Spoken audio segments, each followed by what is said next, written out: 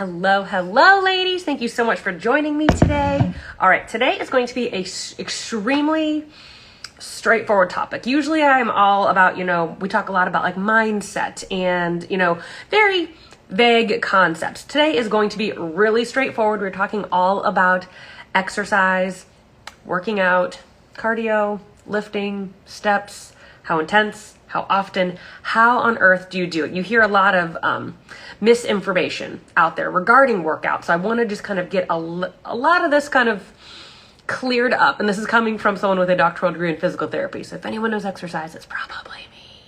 So let's talk about the elephant in the room. Yes, I know you know how to work out. This is not me saying you don't know how to work out. This is how you work out. I had already graduated from physical therapy school, had a full roster of patients, and I was having trouble losing weight. So just because you understand how to go to the gym and work out, or just because you understand that a salad is probably more nutrient dense than a pile of tater tots, doesn't mean you know how to manipulate those specific variables to get what you want. So it's about how to piece together the right method for you. So this goes a lot back, this really ties back into what I talked about on another video recently, is a lot of what you need to do to work out is less about what everyone else is doing, or less about what the research says you need regarding, everyone's heard by now, like the 10,000 steps a day. Everyone's heard that. Yeah, those are nice concepts, and those are based off of research, but it doesn't directly apply to you if you are very, very, very far away. So I get messages constantly. How many days a week should I be lifting?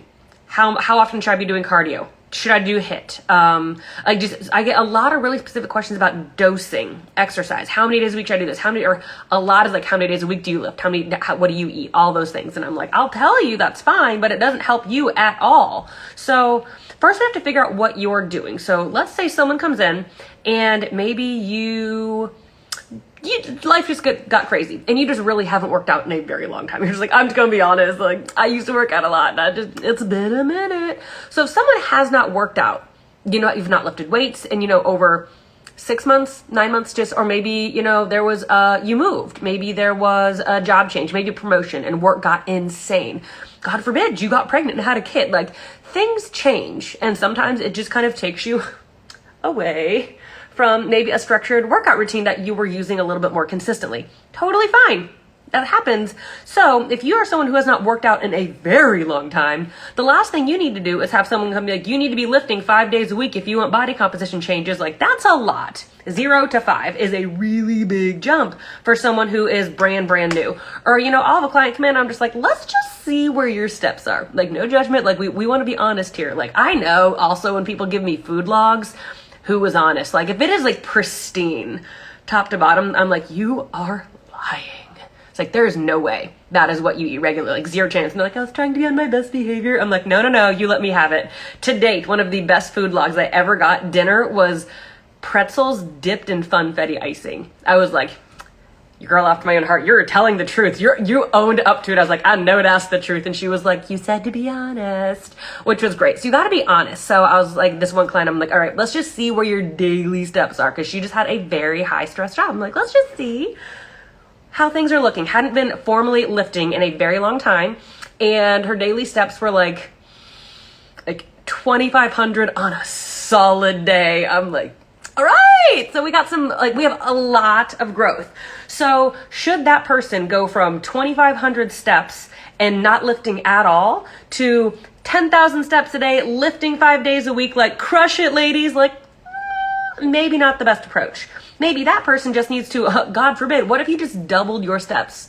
Like a daily step goal between like 5,000 and 6,000 would be enough to get that person going. And then add in some resistance training if someone is brand new or you have not been lifting in a minute. I mean, gosh, another client comes to mind who, it was also, a lot of clients that I work with are in healthcare or just pretty far, like are already into their careers. She was also a physical therapist, but she'd had a kid and had not lifted since before she got pregnant. Just, there were a lot of extenuating circumstances. So I'm like, all right, this girl knows how to lift. This is what she does too. She knows exercise. We're going to start you at 3 days a week. and just a step goal. No cardio. You have to meet someone where they are. That is how you dose exercise, is you look at where you are and you just elevate it enough to get a little bit of a change. Then you just elevated that enough when that kind of plateaus. So I'm not going to ever take someone from not lifting at all to like 4, 5, 6 days a week instantly.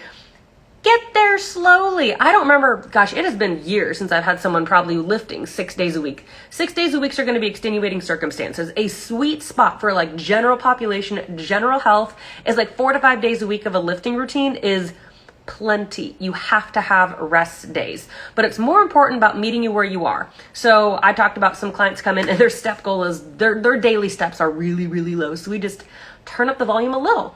Double. Or like, if someone's like, I average maybe like 4,000 or 5,000 a day. I'm like, great, let's average between 7 and 8 a day. Da! Like, let's just increase that a little bit. What can we do to elevate the amount of activity you're doing without it turning into oppressive overnight? But then there's people on the other end of the spectrum. I had a client came in, I will never forget this in my entire life. She came in doing zero formal cardio, walked, I think like around 22,000 steps a day. Mind you, she was also grossly under eating. And I was like, what you doing? So if she all of a sudden went from 22,000 steps a day to 10, that also wouldn't be good because that's too far of a jump down from where she is. It's much more about calibrating to where you are. So if you're not lifting at all and you're not doing any cardio and you're not walking all that often, elevate the steps and start lifting like 3 days a week. Full body splits, don't do them back-to-back days. And that's enough to start getting your body to change in a favorable way. If you've been lifting in and out, dabbling, maybe not the most consistent, but like you've been to the gym in like the past couple months, like a little bit, 4 days a week is a really, really solid place. Most of my clients hang at 4 days a week for as long as we can. That's like the sweet spot. You're exercising regularly, but it's not that hard to get in. Or God forbid, if the week gets away from you, it's easy to tack one onto the next week, and then you still get in all of them without feeling like you're over exercising. 5 days a week, sometimes you elevate there if in like a really significant fat loss phase, or if someone's building, like really, working on, developing maybe that hourglass physique. Every girl wants a booty, things like that. So there's going to be circumstances there where 4 or 5 is usually a sweet spot for lifting. But let's talk about cardio. Cardio is something that, this is coming from someone who genuinely does not, I don't wake up like, I'm going to go for a run today and I'm going to love it. No, not really my thing. Don't love cardio. Don't love formal cardio. Love hiking, love walking. But if I'm doing formal cardio, I would pick HIIT, high intensity interval training personally, over like a steady state because I like it more. But it doesn't mean that that's how I actually do cardio in a fat loss phase, because cardio is a stressor on the system. So I'm going to start slow. You want to start at like the bottom tier. So if you're not doing any cardio at all, and let's say right now, let's use me. I'm not doing any cardio. It's been a long time. I get winded going upstairs. It's funny now. But I walk probably between, on average, 10 to 12,000 steps a day. That's a pretty decent spot. I don't have the time to just increase my step goal, but I'm also not gonna drop it. So if I was gonna go into a fat loss phase now, I would probably tack on maybe 40 minutes of cardio a week. I'll probably break it into 2 20-minute sessions and keep them both like a medium steady state intensity, because that's a big enough jump from where I am now to elicit a response. It's again more about meeting you where you are. I have some clients come in who are completely overtrained and they do, their 30 to 45 minute, sometimes a 60-minute class on their Peloton 4, 5, 6 days a week, depending on it. So I'm like, all right, so we're north of like 4 hours of cardio a week. So that's no longer a more like energy boost on your system. That's just you at baseline. So we have to taper down accordingly. So a question I get a lot is, especially from clients, when I switch from like, are you doing a lot of cardio? That's great. We're going to do more lifting and use cardio more strategically. Feedback I get quickly, it's really fun because everyone comes around. You all do.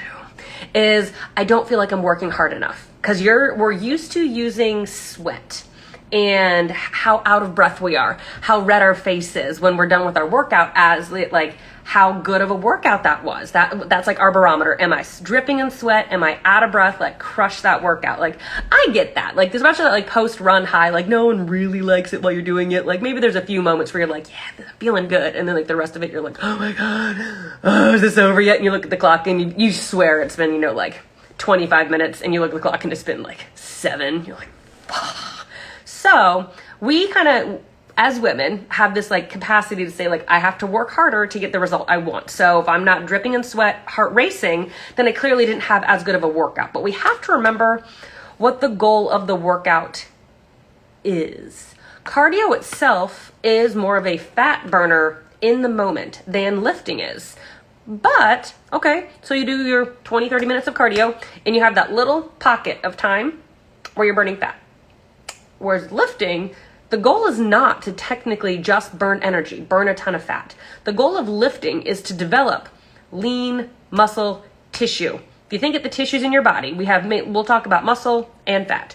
Muscle is more metabolically active. So if you have two women, same weight, same height, but one has more muscle mass, the other one has more fat mass, the one who has more muscle mass just at baseline can just eat more calories than the other one can because they have more metabolically active tissue. Fat tissue is not dormant. There's stuff going on there, but it pales in comparison. So the goal of lifting is to create more muscle tissue, which directly impacts your body's metabolism at rest. So especially if you're trying to like keep maybe a leaner physique, or you got some weight loss goals, like whatever, like I get it, I totally do. So what's the goal? Do you want to have a really small window, a couple days a week, where you have like a killer workout in your fat burning zone and all that stuff? Or the rest of the day, do you want to burn more calories at rest? Do you want to burn more calories while you're sitting there watching Ted Lasso or while you're watching Netflix? That's what people typically want. So you have to think of the goal of the workout. What do you want ultimately? Do you want to burn more calories in these like 30 minutes? Or do you want to do something that's going to set you up for a long-term life in a body that you actually want? Food for thought. So it's not that lifting is a better exercise than cardio. They have different goals, and somehow we've mashed them together and assume that if we're not working hard enough, if we're not exercising vigorously enough and sweating enough, it's not a good workout. When in reality, I don't remember the last time I left the gym sweaty, because I'm not doing cardio and I really just don't sweat that much. Even I lift very heavy, but I just don't sweat that much when I work out. It's fine. It's not a big deal. So we need to change our perception of how good the workout was, because you need to think of the long-term goal of the workout. So when it comes to lifting, 4 to 5 days a week is a pretty good sweet spot. If you have not lifted in a very long time, start with 3. Do like 3 full body days, just kind of ease back into it. That's pretty much what you want to do for lifting. When it comes to cardio, again, it's more about meeting you where you are, and also what you like matters.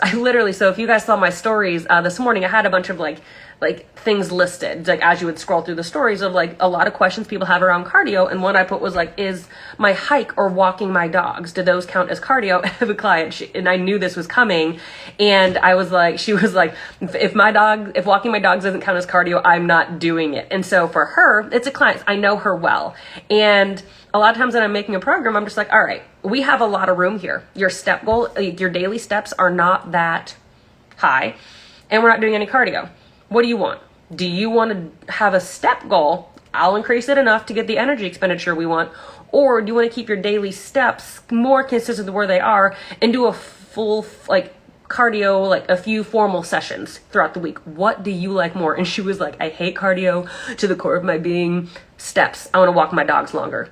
Done. We have not done a lick of cardio since she started, because we've had enough room to create that energy gap, where if someone comes in already north of 10,000 steps a day, they have a full-time job, they likely don't have time to increase their steps enough to just walk more. So then that's where you're going to taper in some cardio strategically. It just gets a little bit more nuanced if someone's already coming in doing a lot of cardio, or maybe their cardio's all over the place. But the main thing is what you're doing enough of a difference from what you've been doing if you're achieving a goal? So for me, walking Diego, is not cardio to me. That just helps me meet my just generic daily step goal. I fall around 10 to 12,000 a day. So, I mean, some days, it's a 6. Whoops. I've had days that were 16,000 if it was a longer hike. I mean, it all kind of evens out. Think big picture, not one day in isolation. So for me, walking Diego is not cardio, just because I walk around here. Even the little hikes we do around here are easy enough. They're not challenging for me to the point where if I was doing formal cardio, those would not count. But if I have a day where I'm doing, 16, 17,000 steps because we did a really long hike, yeah, I'm going to count that because it's a big enough gap compared to what I'm doing that, yeah, that counts. You have to, there's a little bit of gray when it comes to actually putting together a workout program.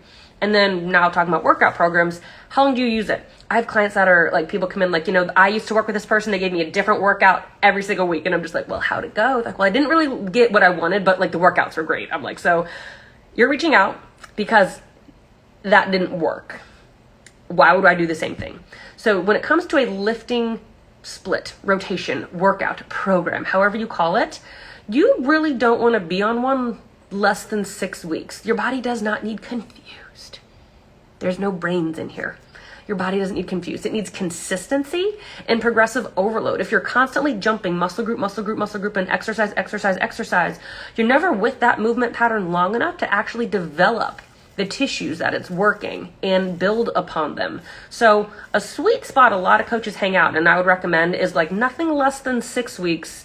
8 weeks, sometimes you're getting a little bit just more mental, like fatigue of the exercise program. You're like, I just need something new. Like I'm kind of going through the motions. Like I'm pushing myself with the weight, but just I need something else for like my mental buy-in. So I usually rotate clients at a 6-week, sometimes an 8-week split rotation. For me personally, I usually hang more like the 8 to 12 week on a workout split, just because I want to get everything out of it that I can before switching it up. And then I use that one for that same duration. You need to stick with things long enough where, let's say you started, a leg press, and you were leg pressing, 100 pounds or something. And then all of a sudden, like by the end of that split, you're leg pressing 130, 140 pounds. You want to do that. If you're literally doing a split that has a leg press for a week, you can't expect progression in that regard. I think those are most of the things that I wanted to hit on. I have a little goal sheet over here that had some stuff that I wanted to hit on, but if you guys have questions, start dropping them in for me so I can answer those.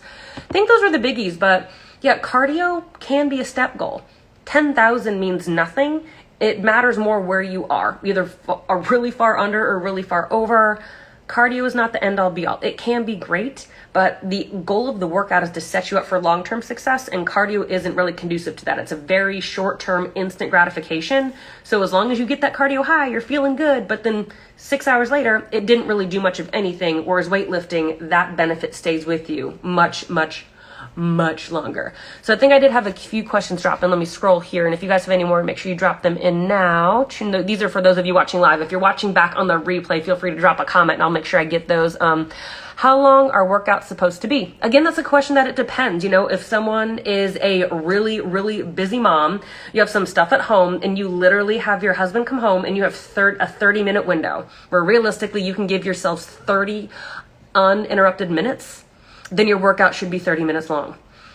If you have 2 free hours, it doesn't mean you need a 2-hour long workout, but there's no really supposed to be. My clients' workouts usually range around a 45-minute. That's just a pretty standard place to be. If you're working out for longer than an hour, you probably need an intra-workout carbohydrate to keep you going, more than like a beverage form, just so you're not, taking blood away from your muscle tissues to your stomach to digest food that you eat. So I'm usually around the 45-minute with the splits that I make for most of my clients. But if you're on a time constraint, doing something matters more than hitting some, like your workouts need to be this level or like this duration, if that means. Another question, workout of the day, like 30-minute workout, 60. So that answers that same question. Depends on how much time you have. What can you do consistently and realistically? If it's over 60 minutes, you probably need to add some nutrition in there if you're consistently weightlifting the entire time. If you guys have any other questions, now would be the ideal time to drop them in, but this was just I think I scrolled. That's all of them. So no other questions are okay. How heavy should weights be? Is last 2 reps are tough, good measure? Absolutely. Really good question. So this is a really vague thing. Everyone's like, how much should I be using for this? Or how much should I be using for this? It's another one. Well, it greatly depends.